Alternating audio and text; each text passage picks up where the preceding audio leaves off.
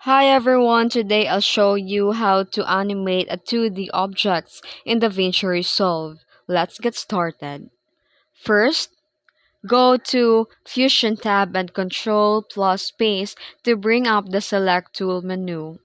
Now, search for Image Plane 3D and add it to your node graph. And this will allow us to work in 3D space with 2D objects. Next, search for Transform 3D and add it. This will let us animate the object's position, rotation, and scale.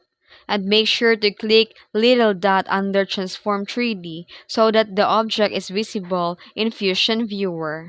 Now go to Inspector panel and click the Keyframe button next to X and Y and Z axis. This will save the object's starting position. Move your timeline slider ahead a few seconds, then modify the object's position, rotation, and scale to create motion.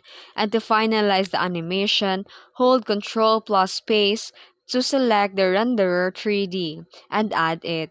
Then connect it to Media Out so it appears in your timeline. And that's it. You've successfully animated a 2D object in DaVinci Resolve. If you found this video helpful, be sure to like and subscribe for more awesome tutorials. Thanks for watching!